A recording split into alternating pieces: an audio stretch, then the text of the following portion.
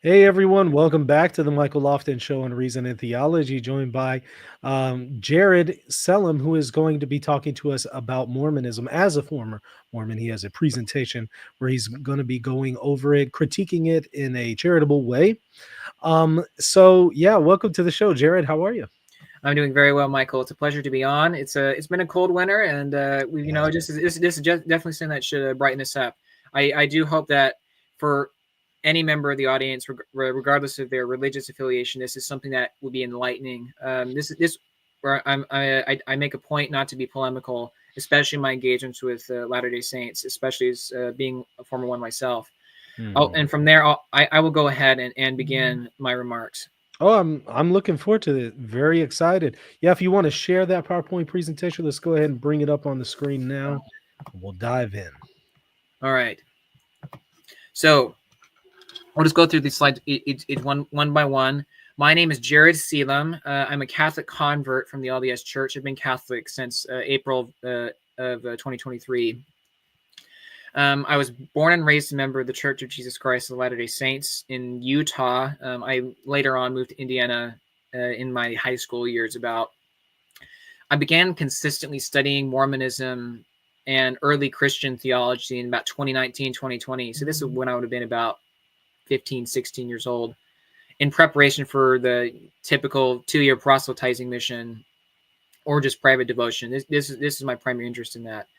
I tended to favor topics like systematic theology, scriptural exegesis, cosmology, comparative religion studies.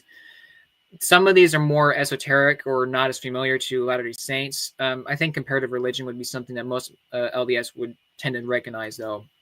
I descended from Mormonism in the mid 2022, and I resigned in 2023 before being baptized into the Catholic Church on Easter Vigil.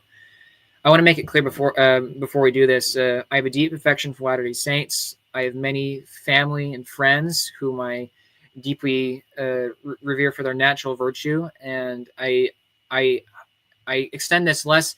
I want to extend this less as pointing swords at people than extending an olive branch. This presentation is meant to enlighten more than it is to deconstruct. So, what are we going to talk about? We're going to give a general introduction to what Mormonism is to the modern Latter-day Saint. Of course, there's doctrinal development, as there tends to be in all religions. There will examine how certain recent cultural developments have transformed Latter-day Saint culture from what it was and the way that apologetics tend to be done. Okay, and this has changed substantially, particularly over the last 50 years, since when things like the Tanners, these were a very famous evangelical Protestant ex-Mormon group that was polemical, but had a particular influence on the way that Protestant relations and LDS relations were done. That has shifted. Very, very dramatically, particularly with the way that history in Mormonism has been treated. From there, I'm just gonna say that the way that we have been doing things is not working as well as it could be. And there is a better way to do this that I've developed in my engagement with LDS, in my engagement with the original sources, both on Catholic and LDS topics that I think will be useful for anyone that is investigating this topic to know. And then I'll just begin with and then I'll conclude with a general invitation at the end. What is this presentation not? A holistic refutation of Mormonism, or an intentionally reductive parody or sneering mockery? And that's, unfortunately, this is something I see all too often on social media or even in person. The scriptures very, very clearly warn against this. We are to defend our faith with gentleness and reverence, and to give an account for the hope that is in us. It's also not an in-depth cultural commentary on Mormonism necessarily, but we are going to need a bird's eye view that's seldom discussed in either conversion story interviews that we tend to see on things like Journey Home or Pints with Aquinas. There's things that you're not going to hear unless it's very, very specifically targeted. It's also, as I've said before, not an alternative naturalistic deconstructionist engagement with Mormonism. We are not arguing like atheists, like some accusations that have been made against Christians from LDS have done. This presentation operates on the premise of religious duty to love God and neighbor, and that should animate and color everything that we do, to the way that we do theology, to the way that we engage with history, and with the people that we are debating or sharing the gospel with. So, G.K. Chesterton had a pretty glaring remark to make against anti-Mormons as such. This is a early 20th century. So this is back when, you know, the scandals of LDS polygamy were still rampant in the ears of many outside the LDS church. And he says the following, particularly in how other people treat Mormonism. Okay. Our real error, quote, our real error in such a case is that we do not know or care about the creed itself, from which a people's customs, good or bad, will necessarily flow. We talk much about respecting this or that person's religion, but the way to respect religion is to treat it as a religion, to ask what are its tenets, what are its consequences. But modern tolerance is deafer than intolerance. We will never make anything of moral and religious movements in history until we begin to look at their theory as well as their practice. For their practice, as in the case of the Mormons, is often so unfamiliar and frantic that it is quite unintelligible without their theory. And throughout this presentation, I will periodically be giving links so that you can read these very insightful resources for yourself where I can. So, what is Mormonism to the modern Latter-day Saint? We're going to cover 4 topics, generally speaking. Just very, very brief glaze over before we get into specific strategies and tactics that tend to hover around that topic. We're going to discuss history. We're going to discuss ecclesiology, cosmology, and anthropology. For those that don't understand what that means, it's the concept of the nature and origin of the universe being, and mankind in relation to these, and regarding the anthropological element. And we'll also discuss how doctrine and canon as structures and as rules tend to shape the way that LDS have developed their theological understanding. So this is like things like definitions of faith, morals, and the rules for establishing unchanging versus changing formable church teaching. So, beginning with history, the Church of Jesus Christ understands itself to be the final restoration of the singular, authoritative ecclesial body that has been repeatedly revealed, lost, and restored through prophets since the days of Adam. This body has reemerged in several dispensations of revelation, including those of Noah, Adam, Moses, the prophets, and penultimately the firstborn, Jesus Christ. Jesus Christ was known before his birth as Jehovah or Yahweh, the eldest and only begotten Son of God in the flesh, and is the Father's primary agent to this planet. This is a cosmological detail. He leads the church through all dispensations by continuing revelation. That's a phrase, continuing revelation. Watch out for that word. In his ministry, he restored the gospel, accomplished the atonement, liberating the Father's spiritual children from sin should they obey the first principles of the gospel. This is something that's detailed in the Articles of Faith, a document that Joseph Smith released during his lifetime. It's available on the church website, as with many things that we'll discuss here. He opened up Jehovah or Jesus Christ opened up the resurrection to all men on earth and visited the Hebraic civilization in America. And for those that are unfamiliar, when I mean Hebraic, I'm referring to a particular group of people that would have come from ancient Israel about 600 BC and then migrated over across the ocean to the Americas. This is known as Nephi and Lehi and their descendants. Jesus Christ ordained apostles and disciples in both Jerusalem and the New World to succeed him and to spread his gospel with authority after his ascension. So it's not like Jesus left and the gospel vaporized. There was some period of time in which there was a legitimately operating church with divine sanction. But this effort, this church fell to wickedness and unbelief, in the words of the Book of Mormon. Not all doctrines of Latter-day Mormonism were revealed in prior dispensations. This is something that you'll see in the Doctrine and Covenants quite often. But their original theological understanding and practices, that of the previous dispensations, harmonizes with teachings of Latter-day Prophets before being corrupted and forgotten. These included, in Old Testament times, even back to the antediluvian period, things like Adam up to Enoch and Noah, for example, distinctive Christology, Christian baptism, and hallmarks of LDS theology. This would be different from the conventional Christian understanding that the sacrament of baptism was established at the time of Christ by his own institution. This would exclude things like John the Baptist's baptism of repentance, which, as we know from Acts 19, wasn't necessarily a baptism of the Holy Spirit, or that gave efficacious grace, like we as Catholics understand it. Now, the final point for history: in the last dispensation, God called Joseph Smith Jr. as the prophet of the restoration to restore lost authority, teachings, and ongoing contact with heaven. This is that continuing revelation element I'm talking about before.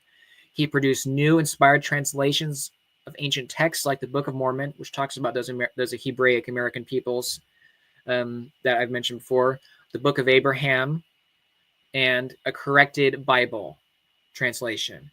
New revelations for the church from the prophet are often, not always, considered canonized scripture in the Doctrine and Covenants.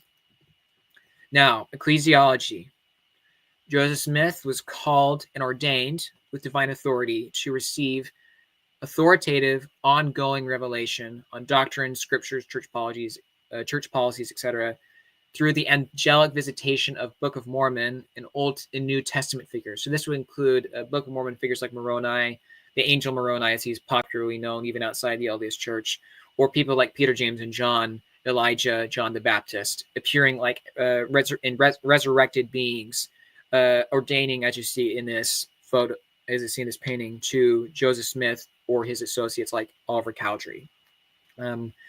After that, Brigham Young and all the following presidents up to Russell M. Nelson are the leaders of the exclusive apostolic successors of Smith.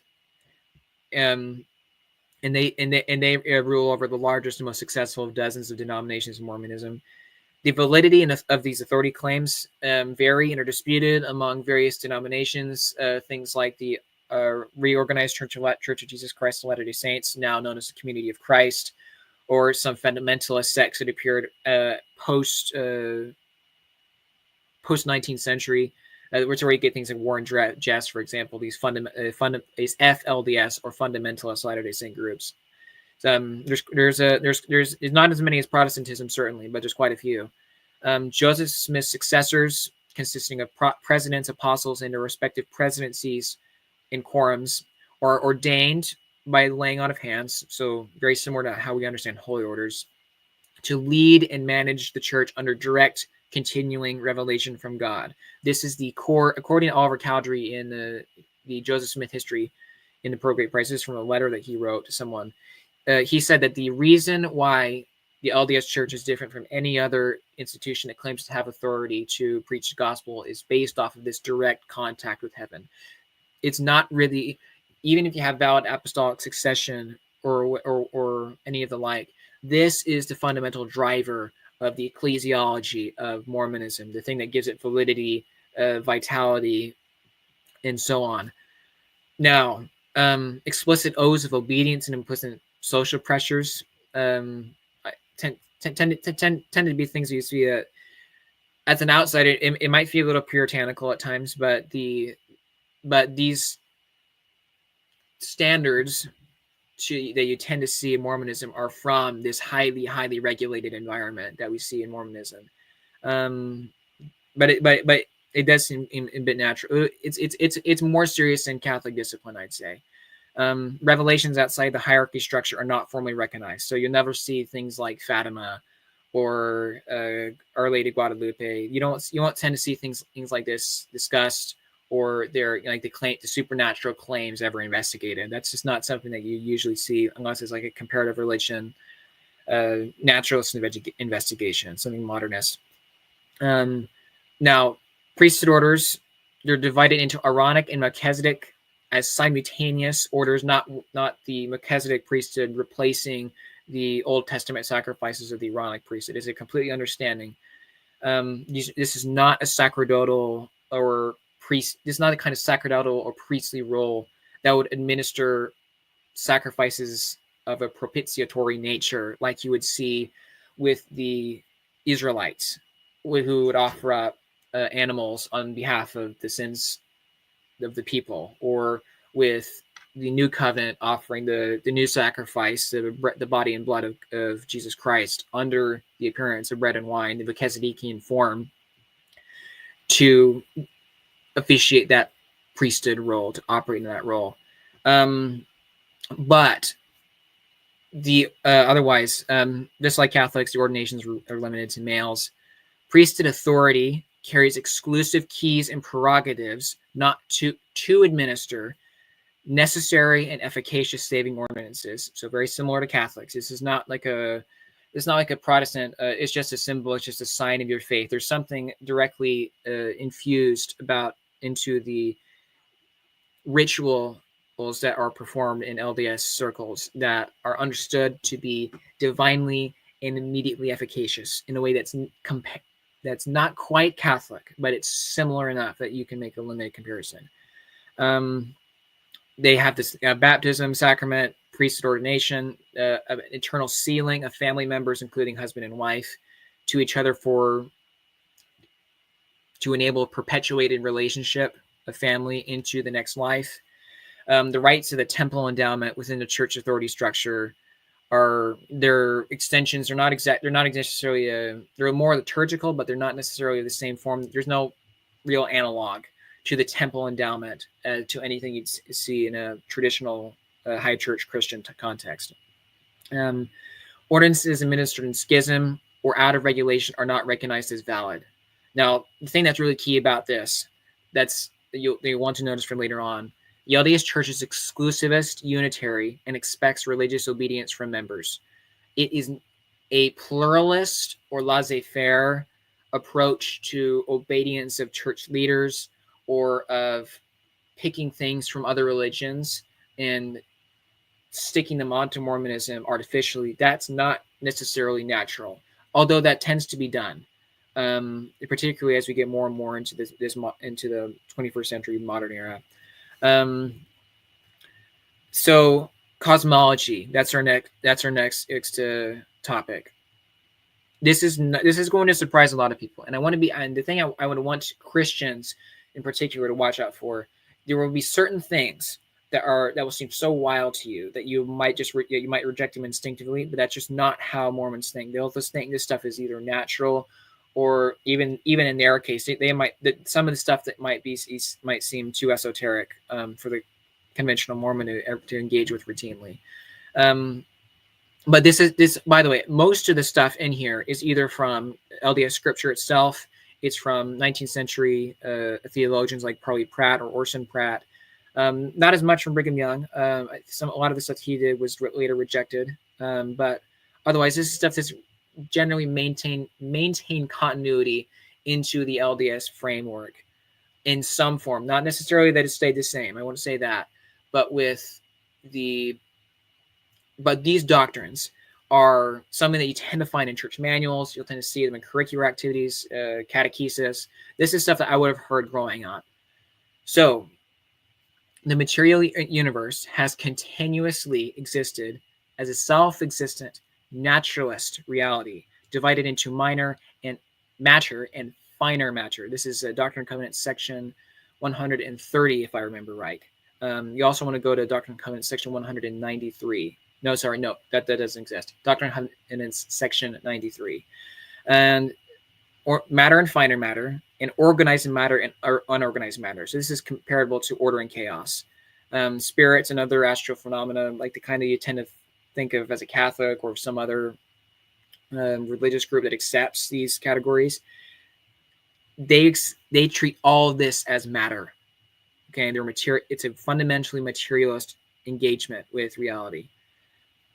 And being naturalists, they tend to favor this idea that all beings are ontologically equal, parallel, and eternal. So I've existed in some form as a reality independent of God the Father's providence into the eternal regress of time. Time never stops. This is just everything's on its own. Everything is equal, but you'll tend to see differences in organizational development or hierarchical authority. So God, obviously, God the Father would be recognized as higher, and then there would be another God higher than him, as we'll see. All reality is immanent. No transcendent or supernatural principle causes the universe, like in classical theism, that is accepted by Catholics and most other Christians. Miraculous events are the intelligent applications of unknown natural laws. This is something that you tend to see in Brigham Young, Parley Pratt. Joseph Smith can be seen to imply it often at times. It's generally not accepted because there's no transcendent principle that everything that God does can be achieved at some level by humanity at a future state of evolution. God, angels, and men are of the same species.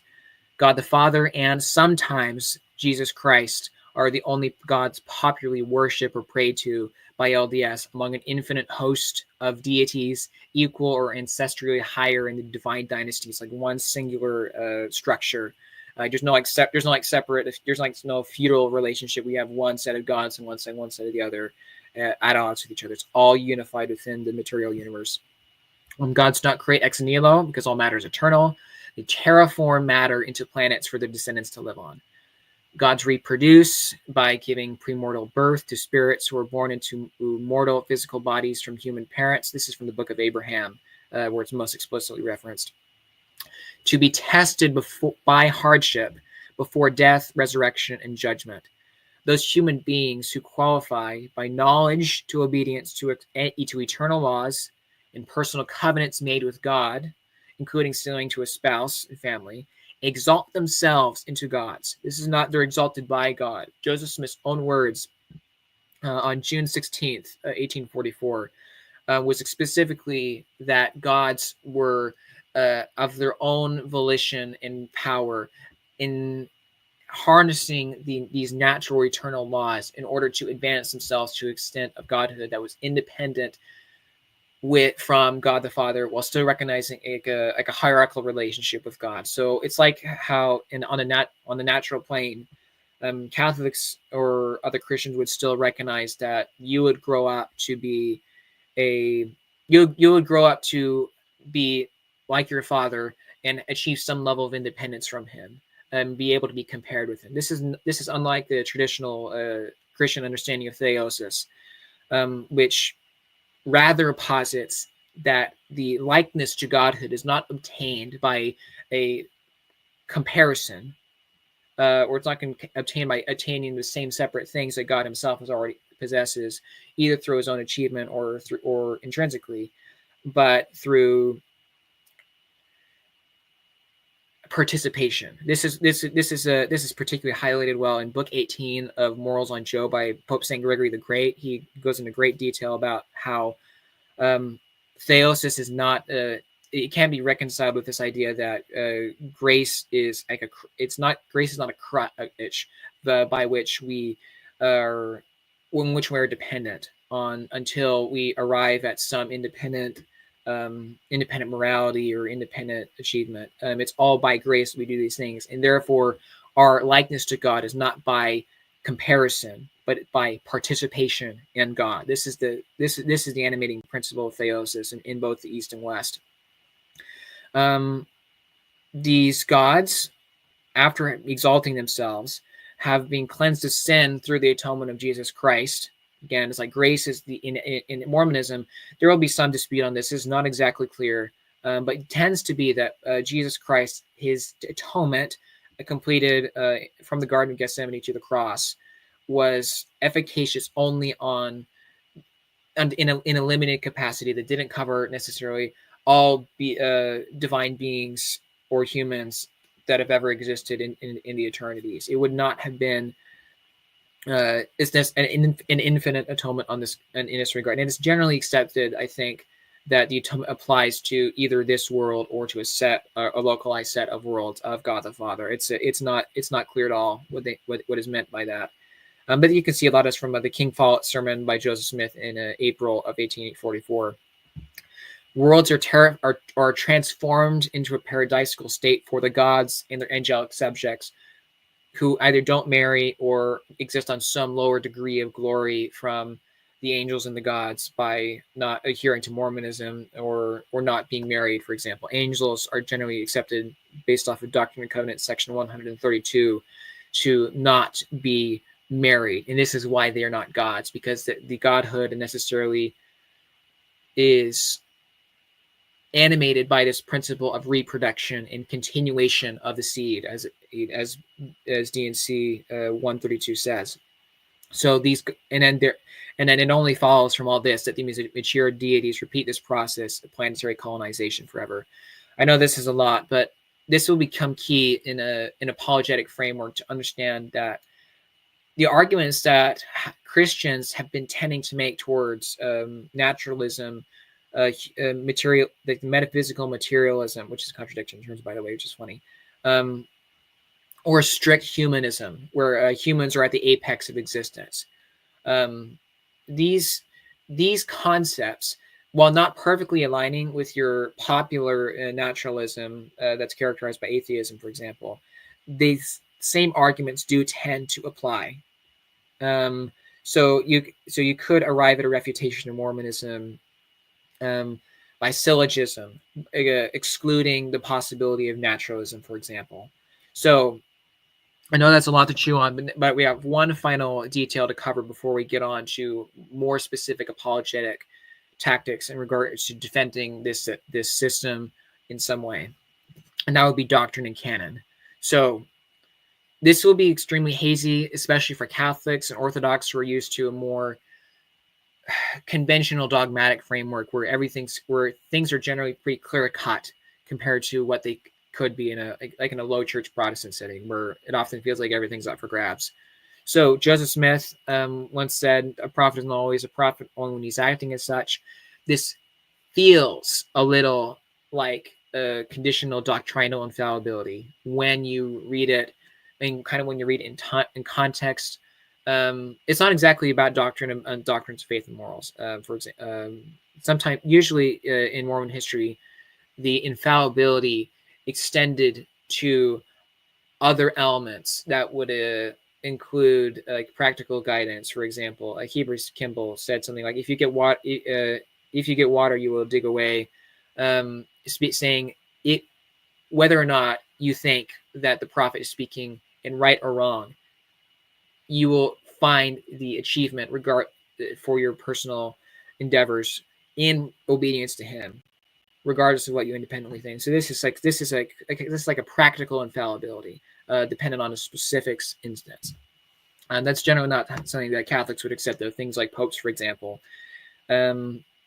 However, the infallibility in Mormonism, that is a hot enough word that you will never see a Mormon say that a prophet is infallible, even though that's been claimed before. So, and really you're kind of left, like the Catholic magisterial system by which we understand the church's teaching to define doctrine and help guide people into faith, that tends not to be applicable to the LDS view of doctrine. It's non-functional in my opinion. Doctrine, however, still defined as revealed eternal truth. You'll tend to see that Latter-day Saints put more weight on modern teaching over contradictory historical teaching, particularly with things like the teachings of Brigham Young, for example, or people up to David O. McKay with regards to the treatment of blacks and whether they should be ordained or not. We'll get in more into that later in this presentation, though. The rules and conditions are very vague and inconsistently implied if they exist. But there are examples. I can just give a couple that I've listed here. Common consent, of the church, church leaders in particular. The idea that the only binding authority is the prophet or the president. This one I think is the strongest if you're going to try and do it, but that runs into problems with things like Brigham Young or Wilford Woodruff and a couple of other examples. They would say some things that would generally be not accepted, or even they'd even in a sense dogmatize and solidify things that Latter-day Saints would not necessarily accept now, and we'll see a little bit of why that is later on. And then of course you'll see sola scriptura, similar to how Protestants do it, but just with the expanded canon, including the Book of Mormon and so on. This isn't particularly strong, and I think it kind of tends to avoid the premises that Mormonism itself builds upon, on things like continuing revelation, for example. And this principle is so dominant that you'll even see that scriptures themselves are subject to substantial textual revision and reinterpretation. If I could give a couple examples off the top of my head, I'd say Doctrine and Covenants 20 was substantially altered because it was a foundational dogma for the ecclesiology of Mormonism.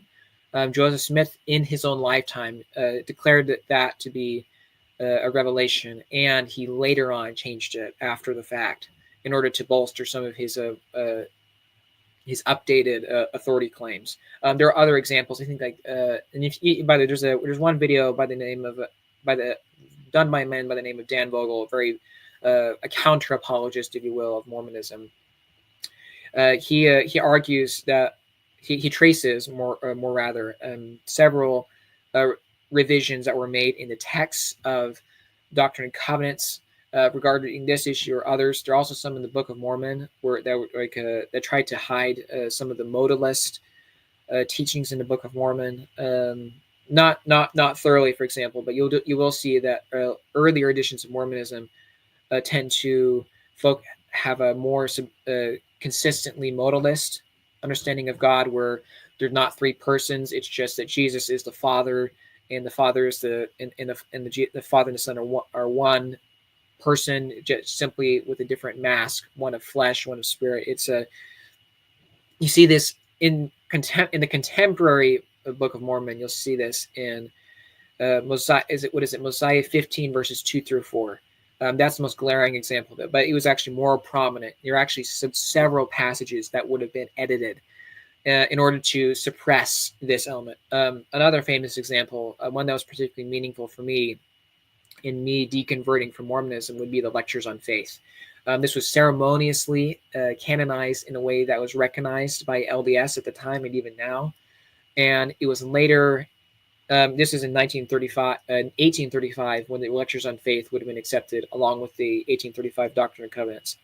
The Lectures on Faith were removed in 1921. So this is almost a century later. These things were recognized to be as a rule of faith. It was very, very jarring language, jarring dogmatic language that they would have used for the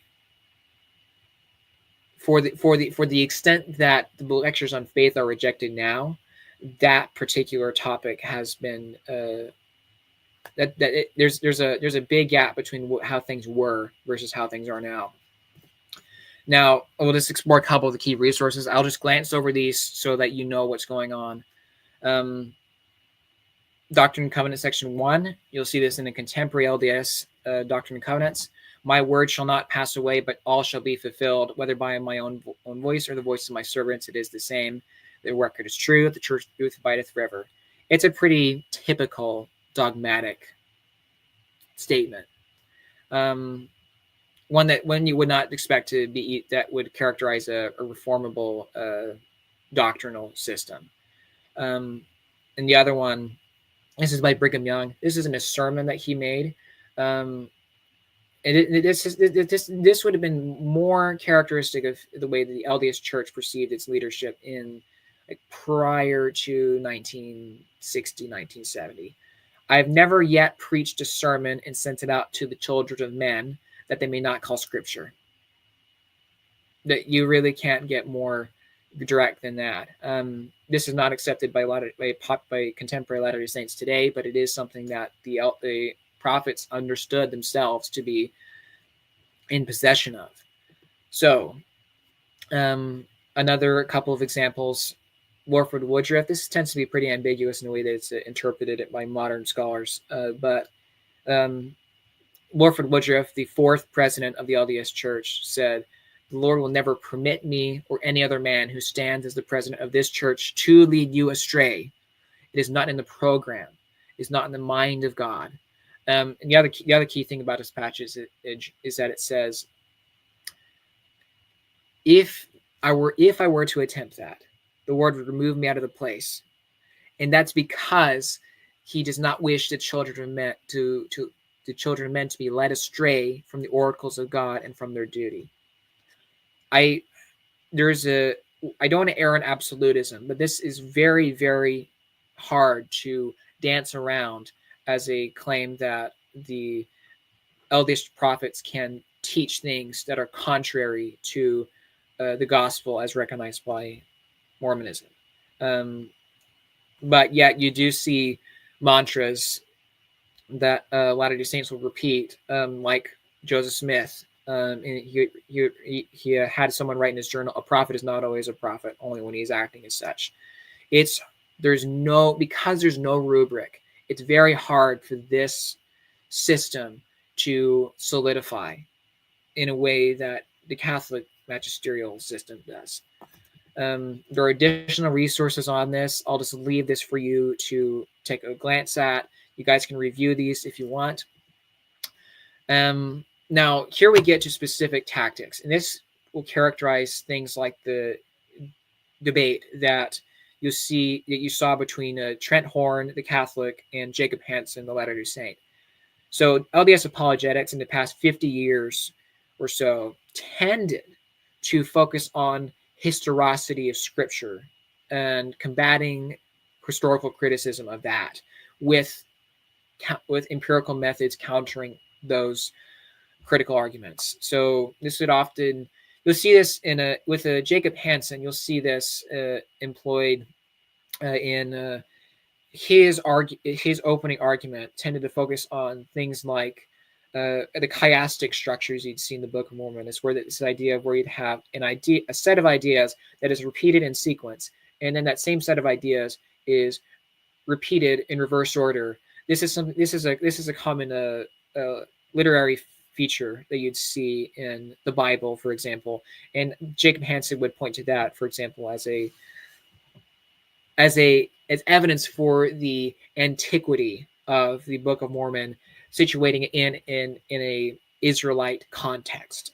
He would also refer to things like Nahum. This is like this. It's this in the Book of Mormon. It's this place where in the Arabian desert, Lehi, Nephi, and company would have stayed. There was a archaeological discovery made in the 90s that showed that there was a place with the Semitic equivalents of NHM at that site. That example. There are Dan Vogel did recently critique this. It's not a particularly resonant correspondence between the archaeological evidence and Jacob Hansen's claim, but nevertheless, this example characterizes the way that LDS apologists have been focusing their efforts. So you won't see things like a high-level theological syllogism. You won't see people arguing in abstractions. They'll tend to focus on the historical critical element, which I believe is a detriment, and we'll see later on why that is. They won't focus on a dogmatic system, again, partly because the dogmatic strictures are so loose. They'll tend to engage with Christians using biblical patristic proof texts. It tends to be pretty low-level critiques. Oftentimes, again, with this emphasis on historicity and parallelism, or the conviction that there was this great apostasy that eliminated the doctrines of the church and the authority thereof. It's this focus on historicity we'll want to keep in mind as we engage with my preferred method of engaging with Mormonism. Primary opponents of Mormonism tend to employ naturalistic arguments. So, and this would include Christians. This is the way that the Tanners operated. Back in the day.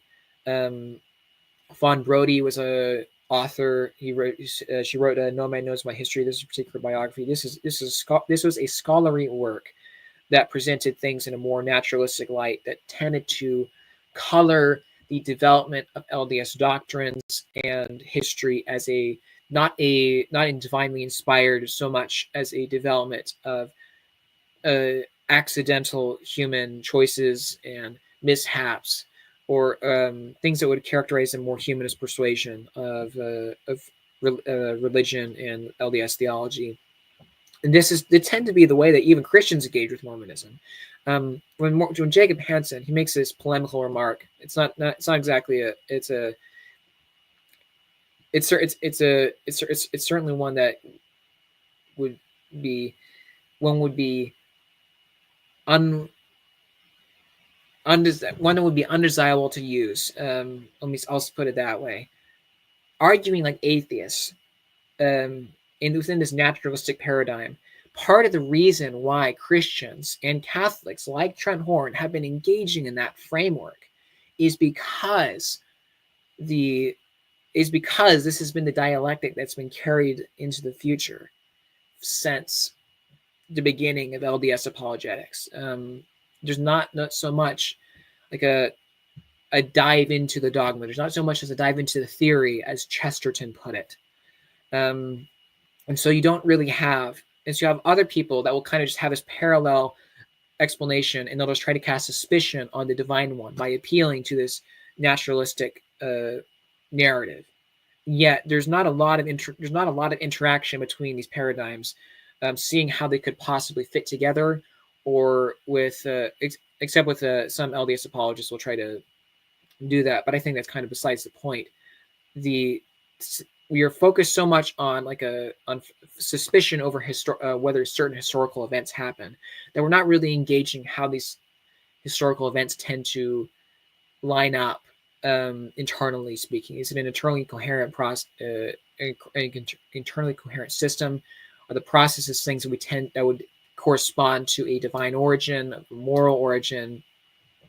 These questions are usually not considered, and so you have a lot of these weaknesses of empiricism and evidentialism, trying to throw as much evidence as you can onto this subject. You'll notice I used the image of these Cameroonian Musgum mud huts is how it's closer to the pronunciation. I probably butchered it, but these particular structures, the reason why I wanted to bring them up is because it kind of it exemplifies the way, in a very simple way, how apologetics can be divided into parts. So Latter-day Saints will tend to throw a lot of evidence, will throw a lot of mud onto an area, like the Nahum example or the chiasms, like I described before. And it's impressive, it's overt, and of course, to some degree, it's obviously necessary. As a comparison, of course, we would often have to accept as Christians that there's some historical substance to things like the resurrection of Christ or his miracles, for example. We have to accept that there's some level of correspondence before we would concede that the natural limits of Christianity have been violated. So investigating historicity is not bad, but it's certainly not the only way to engage with this topic. And if you do that, it just feels like you're throwing mud at people. You're just throwing as much stuff as you can in order to, without necessarily accounting for the fact that with a religion or with a religious system, you're wanting to make that a cohesive structure to navigate. And so this is why when I describe systematic theology for Latter-day Saints, the importance of this cannot be understated, because it's like the degree of functional living space that you have in a home, and that would include like the building plan, the way you align traffic as you navigate around spaces in a room, where do people sit, this sort of thing. When you have all these considerations of building a house, these aren't necessarily materialist considerations. They're not historicity or as an analog, historicity considerations. These are considerations of a more philosophical nature, and they're surprisingly practical and dangerous if they're not employed in a way, because then all just left is the pile of mud. Nevertheless, one of the things that Latter-day Saints tend to not do, actually Latter-day Saints tend to do this better actually than in LDS, because it's their religious history. LDS in the last few decades have been producing large amounts of data archives that would help apologists access in a very easy manner all of the documents that were before either inconvenient to access or hidden, unfortunately. But that has changed in the last little while. So you'll see things like Joseph Smith papers, BYU resources like BYU Studies, Fair Latter-day Saint. They have a whole set of these sermons called the Journal of Discourses. You can just go right through that and just read through particular elements. I'm very grateful to have these. And Mormon their apologetics aren't great, but their citations are awesome. B.H. Roberts Foundation, another good example. Now, when we get to the way that apologetics has transformed in the last few decades, I want to bring your attention to a pair of documents that will be integral for understanding the way apologists and counter-apologists have been interacting with the truth claims of Mormonism. So the first one will be this thesis paper that was written back in 1977. It's called The New Mormon History, and it was essentially describing this liberal movement within Mormonism that was being promoted by the intelligentsia of LDS world, the academia, to step away from the dogmatic rigors that had been imposed by the church up to that point. Be more open and transparent with their resources, with historical documents, artifacts, etc. Not accepting like the conventional, traditional narratives about how we've grown to be devoted to the LDS prophets and so on. They wanted to step into a more objective light. And so this New Mormon History was integral to this. There's also the Personal Faith Crisis Report. This was something that was given to an LDS apostle who's still alive back in 2013. I believe the data in it is still sound. It was made by a man named who's now Dr. John Dehlin. He's ex-Mormon. His efforts were very, very helpful in understanding how ex-Mormons, why they leave the church. And you'll tend to see these same concerns about historicity to pop up. Now, there is a link, as I've mentioned before, as to how we'll do this. We'll be referencing these documents throughout the thing. So the New Mormon History, like I've summarized, radical expansion from faith-promoting, dogmatic, or fundamentalist apologetics to naturalistic, objective scholarly works. It records various effects on members of various camps. This is a really great resource. I highly recommend anyone that's interested in LDS apologetics to read this about 100-page thesis before engaging with deeply with LDS apologetics at large. It's very, very significant. The guy's name was Richard Stephen Marshall. So I will leave that to you all to read.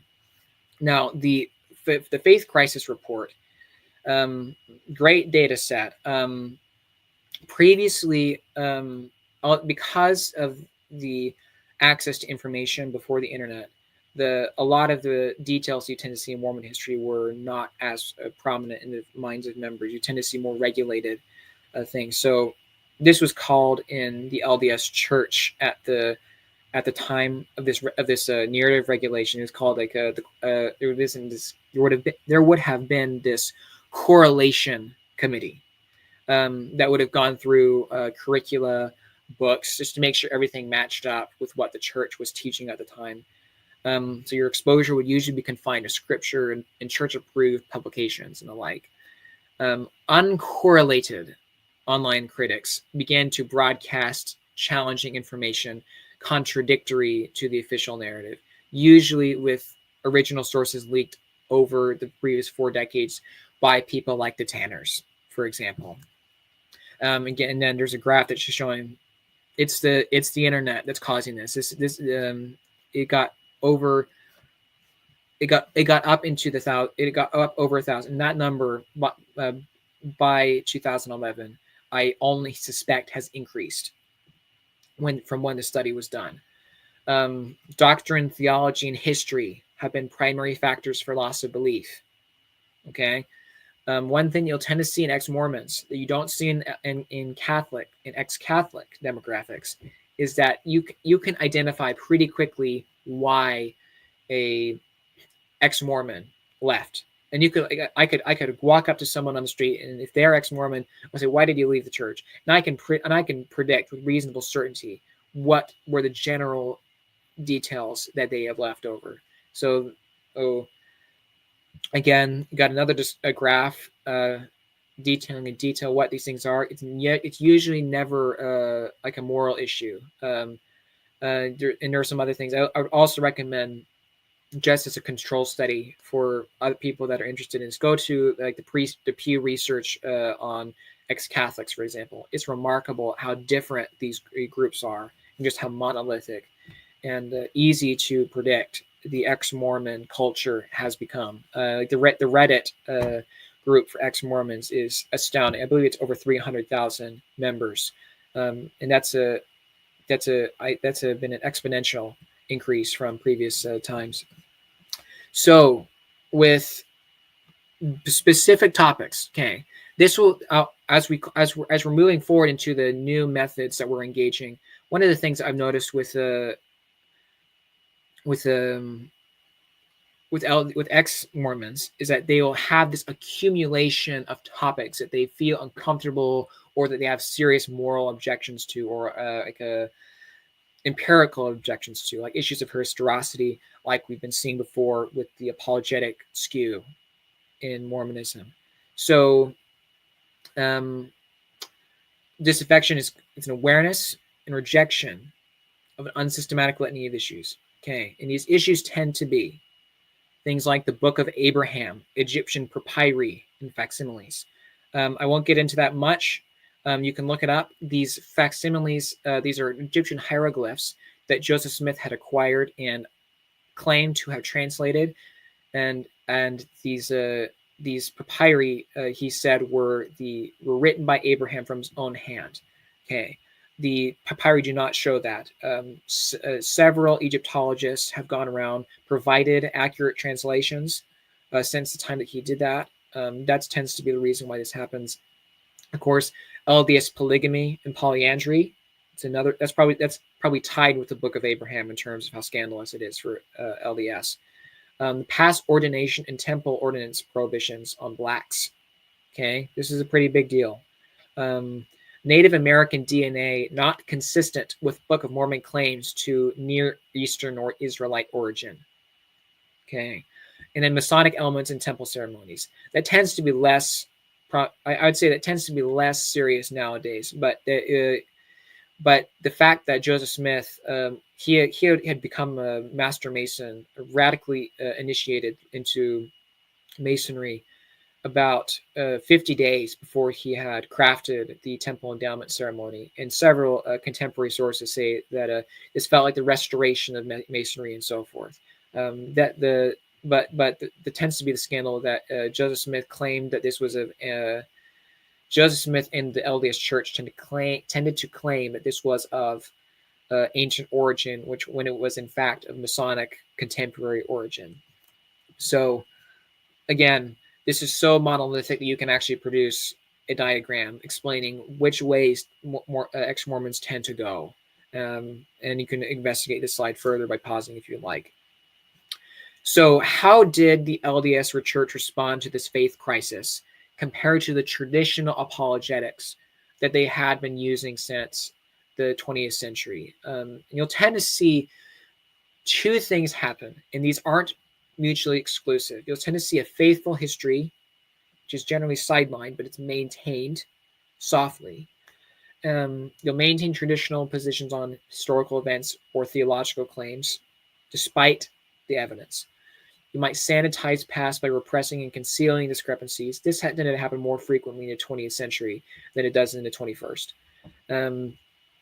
You might have troubling issues that you might want to address. You might be more open about it and still be faithful to the original theological claim, but you might introduce like more ideas of like, oh, the prophet's not infallible, he's not morally impeccable, and so forth. Regardless, and that tends to be a conjecture that's not tethered as much to the dogmatic system of the LDS tradition as much. But nevertheless, the other thing that you tend to see with LDS is this revisionist history, but that tends to be dominant. This may come as a surprise to a lot of my Catholic listeners who are very used to perceiving Mormonism as this doctrinally unified phenomenon where Mormons believe all the things that Joseph Smith and Brigham Young and so forth taught. That's not how LDS perceive themselves. Partly because of this continuing revelation phenomenon, which we'll continue to elaborate on. So you'll often see, by the way, I apologize to Latter-day Saints for some of the inflammatory language that's used on this slide. This is some of the language that was used by that faith crisis report, which was produced and written by Latter-day Saints. Okay, so when I use words like inoculate, I'm not saying brainwash or sanitize and so on. These are the words that this particular report used. So inoculate current membership and future generations by closing the gaps between historical narrative, theological claims, and factual data. You soften the doctrine. Okay, you update church resources and curricula so that they more accurately depict church history.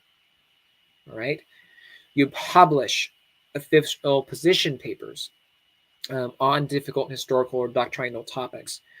This would eventually become the Gospel Topics essays, in which are available on the LDS website.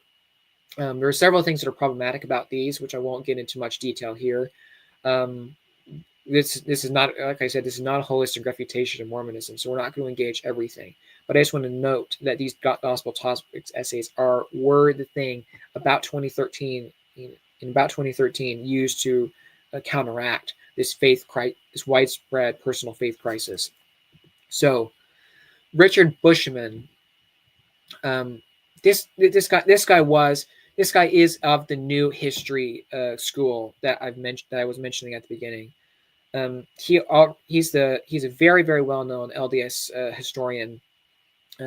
He wrote a book by the name of Rough Stone Rolling, and that was much more honest than had it previously been.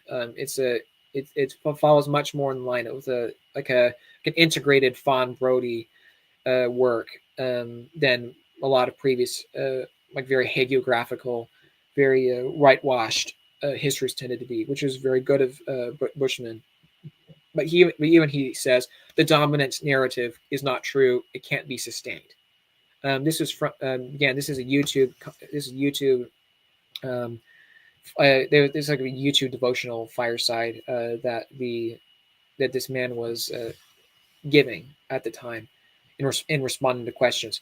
Again, he tended to focus on specific topics rather than say the dominant narrative consisted of like the systematic theory of Mormonism. He was referring more to Mormonism as at least Mormon history as a set of events that, and we can just, for example, with the use of folk magic of Joseph Smith and things like the seer stone in the creation of the Book of Mormon.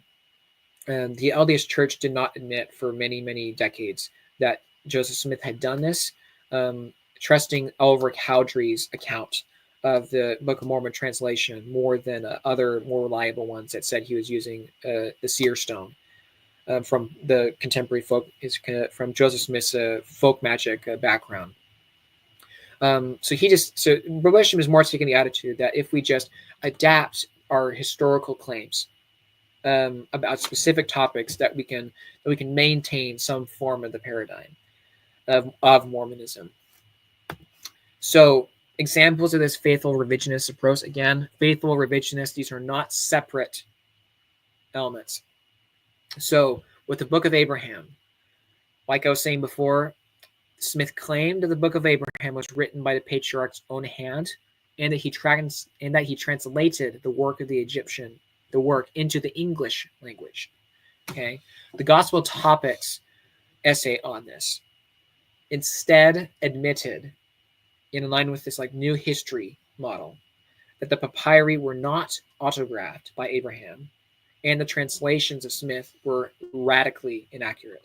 They didn't use quite that strong language, but they omit several things like the improper dating of the Egyptian hieroglyphs, the translations. They'll admit that outright, but yet they say the antiquity or the theological contents of the English text of the Book of Abraham somehow remain intact. But the papyri merely served as a catalyst for prophetic revelation. This is quite a remarkable change. For me as a former Latter-day Saint, who is more familiar with the traditional claim and only coming out of the church saw the Gospel Topics essay. I was quite surprised by this. On the prohibitions on ordination for blacks, again, the traditional claim was that the Book of Mormon and the Pearl of Great Price teach that dark skin is a divine curse on account of ancestral sinfulness and laziness. 1 Nephi 5, Moses 7, and particularly Abraham 1, verses 24 and 27. That last one explicitly says that Pharaoh, who was of the line of Ham, received a ancestral curse that prevented him from being able to have the priesthood. But he imitated the priesthood in the Egyptian mysteries, for example, from the time of Noah and back to the time of Enoch and so on. In presidencies, even from all the way from Brigham Young, from his first public comments on it in 1852, all the way up to David O. McKay in 1969, declared that this meant that blacks should not be ordained or receive temple ordinances in obedience to divine revelation until the rest of Adam's posterity received the blessings, or at some other time. This prohibition was discontinued in 1978. You can look more into this as not an argument against Mormonism. This is just a presentation of this particular topic. The Gospel Topics essay rather paints a picture that the prohibition was not rooted in eternal doctrine. Rather, it was very transient, culturally subjective policy influenced by a racially prejudiced American social environment.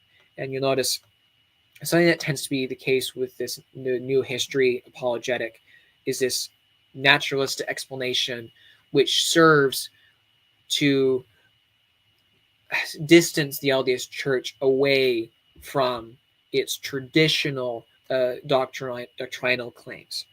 Okay, and you'll see this quite a lot, especially with this last one, the Great Apostasy.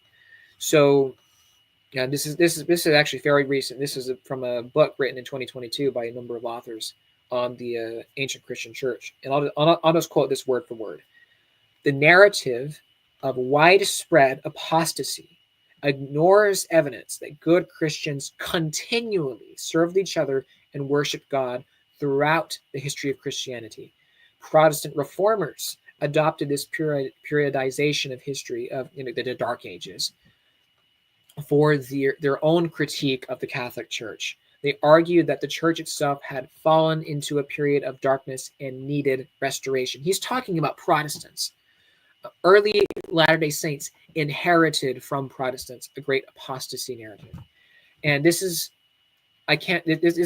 very, very jarring for me, who is so used to the traditional understanding of the great apostasy, to see something like this after I had already uh, dissented from Mormonism just completely nullify this thing that I thought was foundational. And I argue that in a traditional engagement with Mormonism, it is, but it's just been so watered down, so softened into a pluralistic revisionist context that you really can't recognize it as Mormonism at this point. It's again like naturalistic social construction, non-essential to the traditional doctrine of the great apostasy is non-essential to Mormonism. That's right. Again, the traditional dichotomies that we tend to see about like this is either Christianity's false or it's true. These dilemmas that we'd see. This is something that was maintained for decades by LDS prophets, going all the way back to Joseph Smith. I would argue about him claiming to be the new orthodoxy, as he said in May of 1844. These are just a couple of examples that did characterize it. These are starting to be shut off. Okay, we're moving on.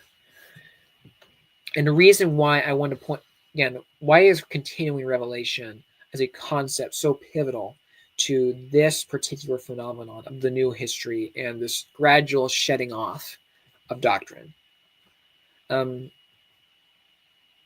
Continuing revelation has often been employed as a explanation for why scriptures needed to be reformed or changed, like the Doctrine and Covenants examples that I was mentioning earlier on, or the prohibition against blacks, even though it was formally recognized as this divine revelation by David O. McKay back in 1969, and the first presidency and so on.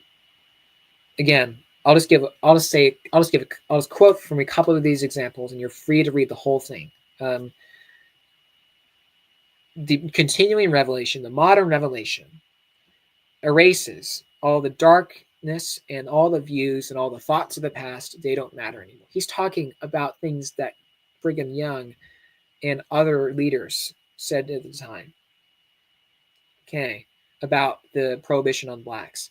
Now, President Wilford Woodruff, this is right after he had canceled at least in public, the practice of polygamy.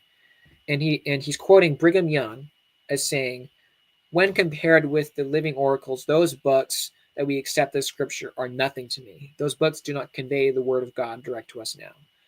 Now, Wilford Woodruff does try to pull back on this later in that same talk, but he's like the cat's out of the bag at this point. This emphasis on modern revelation and saying that what we have done, what has come up to this point, is more acceptable than what we have said in the past, is the norm for it pretty much explains the entire range of LDS doctrines that we can see before us. So the other thing I wanted to bring out for LDS and for Catholics that are watching this is that I just, as a separate thought, is this concept of continuing revelation, where one is constantly reforming or negating doctrines, reducing them to accidents or human weakness. Is this really something that God, who came to preserve and to give us the gospel, would have done? And I wanted to point at this particular example from Saint Athanasius, who, in pointing to the heretics of his day, the Arians, he was accusing them and several times of adhering to doctrines that were contrary to the teachings of the fathers. I'll read the whole quote, and I just want to let you think about this. The blessed apostle approves of the Corinthians because, he says, you remember me in all things and keep the traditions as I delivered them to you. But they, heretics, as entertaining such views as their predecessors, will have the daring to say just the reverse to their flocks. We praise you for not remembering your fathers, but rather we make much of you when you hold not to their traditions. Moving on. All right, so there's general observations before I introduce this new method. LDS apologists and critics have seen controversial historical facts and practically unsound policies, not theoretical internal coherence or philosophy, as the primary threats to its veracity or its organizational health. And this is because Mormonism tends not to engage with these truth claims primarily as a unified, systematic paradigm, but a litany of disparate issues to manage, preserve, or shut off. Doctrinal claims are so volatile over the last 2 centuries that visible canonical rules in traditional dogmatic systems cannot begin to intelligibly account or navigate it without violating contemporary popular LDS beliefs.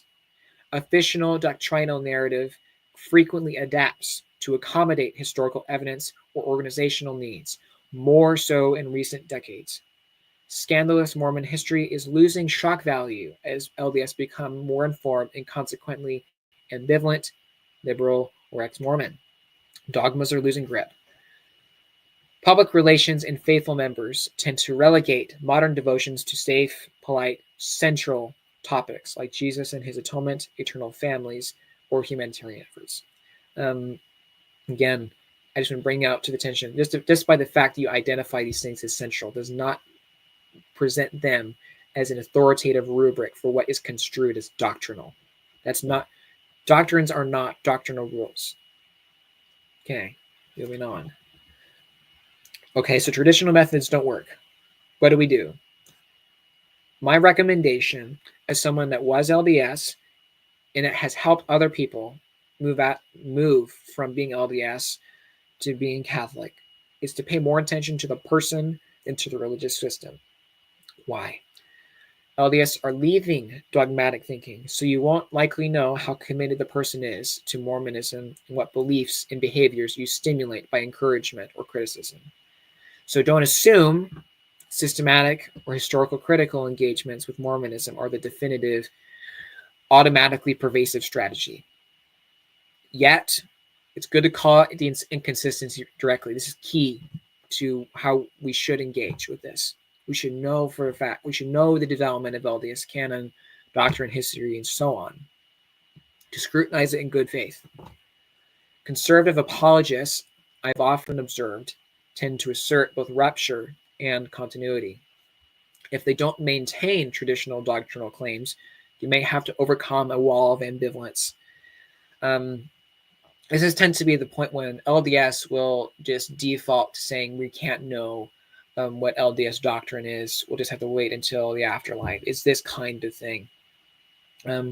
Just use some common sense. Be gentle.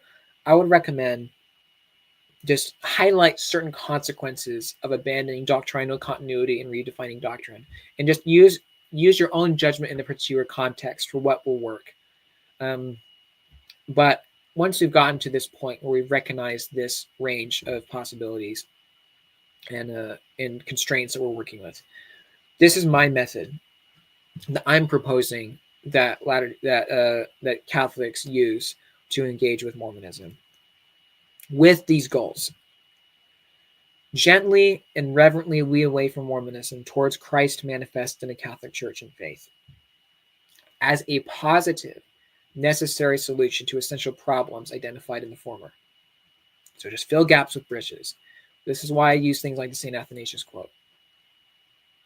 Promote a more integrated, transparent, and systematic approach to Mormonism in religion, naturally speaking, and Catholicism. Strengthen, enlighten, and purify religious instincts, even in ex-LDS. Do not break them down into general suspicion. This is something I tend to see quite a bit with people like Dr. John DeLynn and other more traditional critics of Mormonism. I tend not to favor this method for a variety of reasons. Promote reason and devotional sentiment with balance and simplicity. So just keep in mind that these are people. They have a heart just as much as they do a mind. Take account for that at every chance you can. So these are the hallmarks of my method, and we'll apply this to one example before we close out the presentation. The animating principle of my method is religious obligation to love God and neighbor through Christ. It's not the negation of Mormonism. That's not what we're after with any of this. Okay. Next, the unified systematic paradigms that main continuity of interpretation over time are indispensable. And what this means is that you don't work bottom up from like the historicity claims or like the practices, the incidents, and other things, as you tend to see with traditional LDS apologetics. Again, goes back to Chesterton quote I referenced at the beginning. You work top down rather from the central theory of Mormonism, and you follow that through to its end. Okay. Historicity considerations of external empirical evidence are integral, yes, and unsound as primary cornerstone of belief. It's lower on the presuppositional ladder. Like you can't make a house just by throwing mud at it. It's my example. So don't let apologists drag you into the mud of historicity debates, parallelisms, and specific historical episodes. Suspicion and deconstruction are useful soft arguments hindering ultimate goals. Avoid unless other methods are ineffective, in my opinion. Engagement with religious paradigms should account for them both as systematizing intellectual accounts of reality and as instruments of emotional security and navigation. All right, so here's an application. Again, this is not necessarily an argument against Mormonism. This is just how it would look like if you adopt a new method. So, stay within the Mormon paradigm as always. Don't artificially impose external naturalistic or traditional Christian criteria. So, this really comes into play with things like polygamy, where just like there's no correspondence that I can identify with Christian tradition and Mormonism. So there are traditional objectives to this. I just want to clarify this so that you know what to avoid. It doesn't conform to Christian tradition. Practice can be better explained naturally through the suspicion of a developing front for pre-1836 sexual liaisons. This is valid of an interpretation, but it's not strong because it's favoring naturalistic suspicion over just like a positive engagement. You can engage on a level of you don't want to engage with suspicion. You want to engage on a level of positive necessity for or against a position in my method. The other thing you'll tend to see is that people tend to argue that it was wrong for Joseph Smith to marry and consummate with minors and other men's wives. I know this is controversial for me to claim, so I'll give a couple of examples. With minors as we construe them today, with significant age gaps between Joseph Smith and his wives.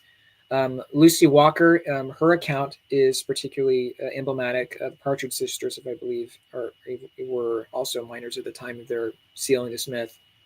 These are both sexual engagements, by the way. You can see the presentation of a colleague of mine by the name of Isaac Hess. He recently appeared on Pints of Aquinas. He engages with the Lucy Walker case study more in depth than I can do here. And also, for other men's wives, there was a sexually polyandrous relations between Joseph Smith and his in at least one of his wives, and this wife was Sylvia Sessions Lyon or Leon.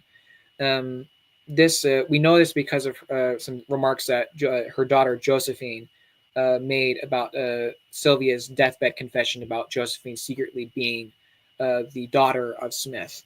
Now, some DNA evidence popped up that proved that Sylvia was mistaken for Joseph Smith being the father of Josephine. It was actually her legal husband, Windsor Lyon.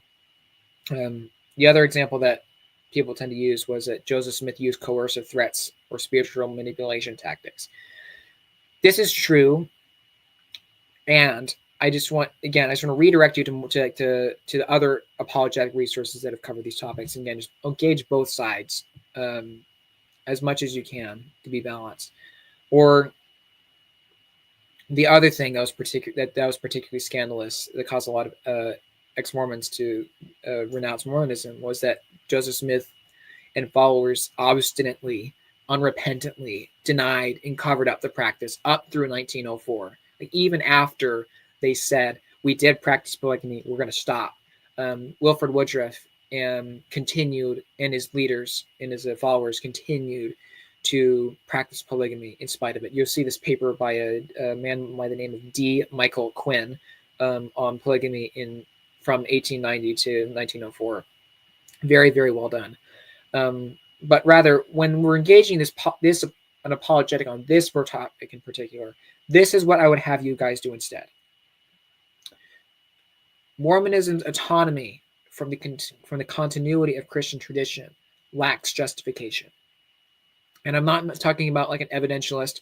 We can point to evidence of a great apostasy or departure from early Christian teaching. That's not what I'm talking about. I'm talking about a more fundamental objection that asserts that Mormonism can even call early Christian tradition corrupted in the first place, because this is similar to the argument against Islam, for example, in which several parts of the Quran or other parts of Islamic tradition assert that the former revelations of God were corrupted. These lack kind of the epistemic justification that you tend to see in earlier traditions. I won't get into that right now. The other kind of objection I would make instead would be that the moral verdicts in the theology behind the practice in LDS scripture and prophets are self-contradictory, despite the implied coherence of divine origin. Okay, you can see this on lectures like the one that Joe Hishmeyer did on polygamy, on Mormon polygamy, very recently. The next updated approach that I would use would include that polyandry, the organized deception of Smith and followers, and the spiritual manipulation are sins against divine and natural law. For example, the polyandry directly contradicts divine instruction in Doctrine and Covenants, section 132, that Smith was only supposed to marry virgins. You can get into more detail on this in other sources, but that's a key point. According to LDS scripture, those who disobey divine law do not have authority. And I would point to this particularly in Doctrine and Covenants, section 131, verses 36, 37, 41, and 42. It's hard to get more explicit than that. I know that there is some variance in the application of this particular verse. It's not that Mormons don't ever apply this in their disciplinary procedures of priesthood authorities. It's more so that they tend to not apply this holistically to Joseph Smith or so on. But again, this is a much broader topic than I can cover here. Prophets require greater moral scrutiny because they do not belong to a prior authority structure. This is an argument that was made from Isaac Hess in his presentation with Swan Sona. I would reference you to go back to that. It's pretty good. He uses the Christ and the Apostles control groups for the morality of the leaders. I actually think it's okay. It's not as strong an argument as I would think, because it's not necessarily presented as integral to the LDS paradigm. So it's useful, but not necessarily within my method. Okay. Once we've gotten to this point, when we've gone through a topic in Mormonism, I just think, let's detach ourselves from Mormonism for a minute. Let's not get so focused on critiquing or bashing Mormonism that we forget why we're there in the first place. So what I would recommend you guys do instead, separate from any critique for Mormonism, you should not be critiquing Mormonism at this point whatsoever. Present positive Catholic accounts for corresponding topics as needed, not exclusively naturalistic modernist ones. So this means, like with polygamy, you recognize that the spiritual manipulation and deception is not acceptable to Catholic teaching. Those who do such things abuse the principle of religion as much as they do the victims. Polygamy is not intrinsically evil according to natural law. In the Bible, yes, God both commands against polygamy and presents it as a divine gift. Deuteronomy 17 and 2 Samuel 12. Just deal with that as it comes up, and I invite you to present your own arguments as necessary for that. Like divorce, it was divinely permitted, yet produced significant family disorder and occasion for sin in Old Testament examples. Same with other cases of polygamy in the world. Pardon me. It is disorder for God's design for marriage, and as expressed in Eden and in the Christian revelation. So by this time, you're not talking about Mormonism. So you just want to engage with this on your own terms once you've addressed that once you've addressed the LDS paradigm in such a way where you're clearing out weeds and you're just planting better seeds. That is the way I would deal with this. This is the tack that the church fathers recommend throughout their works. So one might ask, because I've admitted that the dogmatic system is beginning to be abandoned by the new history proponents, why do I suggest using the systematic approach? And the reason why is because it's less effective. We're just measuring how committed a Latter-day Saint is to Mormonism. It takes Mormonism seriously, but you just want to assess whether that's true of the person. If the person isn't committed, but detached and cherry-picking doctrines, we're at another stage that should be treated accordingly. It brings evidentialist historicity. My method, it brings the evidentialist historicity arguments that we have mentioned as integral to traditional LDS apologetics. It brings them into a higher discussion about the theology, the need for a paradigm, and so on. And in my opinion, it bypasses the requirement that you tend to see LDS make to provide evidence for the naturalist counter theories for LDS scriptures or doctrines. And the reason why is because you excluded divine origin. You're no longer interested in Mormonism at this point. Now, that doesn't mean you can't investigate the naturalistic explanations, but you're not going to be ensnared by it. You're not going to have to be working from naturalism in order to critique Mormonism. You're out, so you're completely, you're coming in from a completely different angle than the way that Mormonism has traditionally done so. And yet, by coming at it from behind and going into Mormonism directly and critiquing it on that basis, you're rendering the traditional paradigm of Mormonism, the one that accepts the infallibility of prophets, certain LDS doctrines, their original meanings of some certain scriptures, traditional interpretations, and so on. You're rendering that so undesirable, if not theologically uninhabitable, that you're just not engaging with it anymore. If Mormons respond with objections to LDS theology or silence, this is something I've seen in my own conversations. It's progress away from error. I'm not thinking about Mormonism. They're not thinking about Mormonism. They're not defending it. I'm not attacking it. Okay? The opportunity arises to charitably fill silence with the independent corresponding Catholic positions that account for natural reason. This is particularly important for ex-LDS who often feel that religion is not reasonable. It's a power tool. And yet you're riding this very wave of progressive Mormonism while framing the objective as a positive, true religion and with integrity. We're not focusing on this negating suspicion that we've been pointing to as the key tactic of traditional critics of Mormonism. So as we wrap up, I just want to note a couple of things about how LDS and Catholics tend to engage with traditional Christian antiquity. Again, just be very conscious of the worldview and the paradigm that you're engaging with and that you're operating in yourself as a Catholic. You have to think very carefully about what are you being accountable to.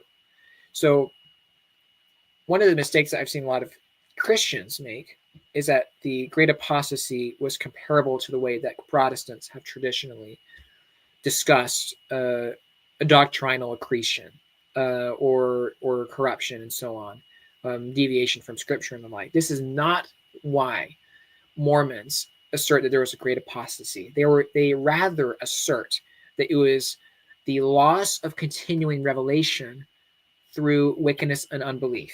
And this points back to that Doctrine and Covenants, section 121 remark I made about priesthood carriers losing their authority because of immorality. It's wickedness and unbelief that the Book of Mormon puts forward as the reason for the great apostasy. And this is a topic for future discussion. I am prepared to defend this at another point in time. And again, just like with any art, it's like with any debate, you want to beware of unprincipled or superficial selective quote mining of patristics, of scriptures, and so on. Again, stay conscious of your paradigm and theirs. Do things holistically, systematically, and with canonical sensitivity. All right. Next, properly distinguish between eras of theological development. So you don't want to. Of course, there will be some theological development in the early church prior to Nicaea, the Council of Nicaea, and afterward, and then going up all the way up to our modern day. You want to have careful understandings about the distinctions that were made at this time, but you never want to treat the evidence as from these periods as autonomous from the continuity of an ecclesial body or the theological history as such. You do want to argue for a continuity of theological development and try to stress that not only in Catholicism, but in Mormonism as well, because the continuity is integral for the traditional paradigm to be true. Okay. Next, probably as a final response, I would say the last 2 points we've made here are really one and the same. Stress the continuity of the singular public revelation of Christ in the deposit of faith carried throughout the church's life.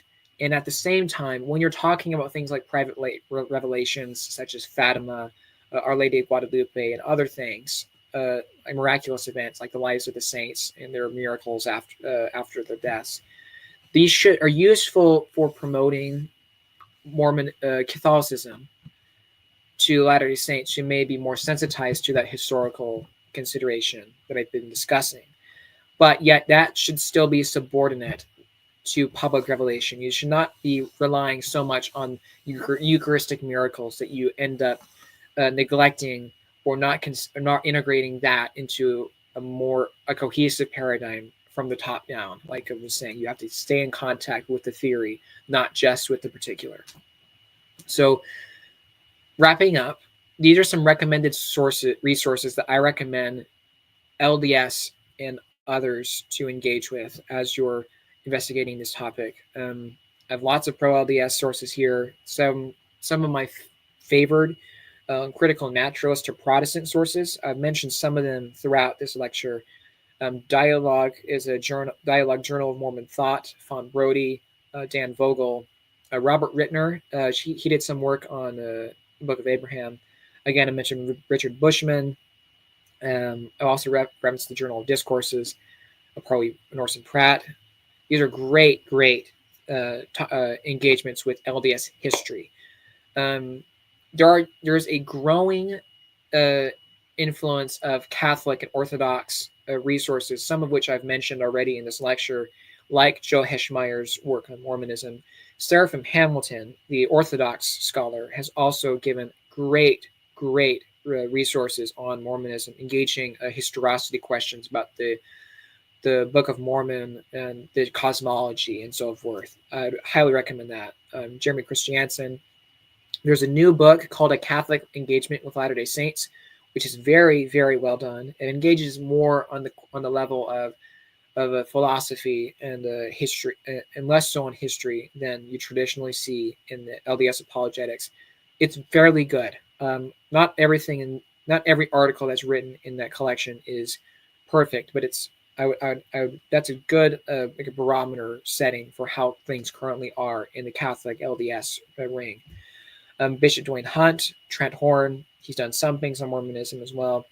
And I have an apostolate. I have this initiative that I'm working on with the team to help flesh out some of this method that I'm proposing for future apologists and others who would just wish to engage more thoughtfully with Mormonism, with Catholicism from this unique perspective. So, in conclusion, I just want to say a couple of things to summarize, and just invite some thought. Apologetics in Mormonism has radically shifted its approach to theology, doctrine, and history. We must adapt to be effective.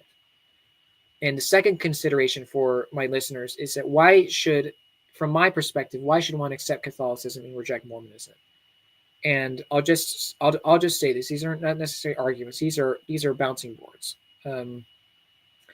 Jesus Christ, the Son of God, is a worthy object of faith. His Catholic Church maintains, in continuity and coherence, the public Christian faith always taught and foretold by the prophets. Christ's unassailable morality, resurrection, miracles, and the continued involvement in the life of his church correspond to his divinity. Catholicism alone gives rational justification for existence, logic, and so on, sustained in the divine principle that is God. And with Mormonism, my rejection is fundamentally rooted in these 4 points. Joseph Smith and Clayton's successors are not credible authorities on the Christian faith. The paradigm's essential incoherence and lack of correspondence to external reality render it and any claims to miracles void of manifesting true religion. This is not just the same as I think that the miracles are suspicious. LDS prophets' immorality compromises their own authority foundationally. And finally, the materialistic naturalism of Mormonism, which it shares with atheism, cannot give a rational account for existence, logic, or evidence. And this is where we come to the end of my presentation. Again, my invitation for Catholics, LDS, and for ex-LDS, who are a growing number nowadays, follow Chesterton's advice. Don't resort to suspicion and naturalism without excluding the star that we're aiming towards in which is what is the thing that we're aiming for in the core of the proper religious instinct. I've met many good LDS and ex-LDS who have come to some disconcertment about the way that things have been done, or the way that people were treated, and so on.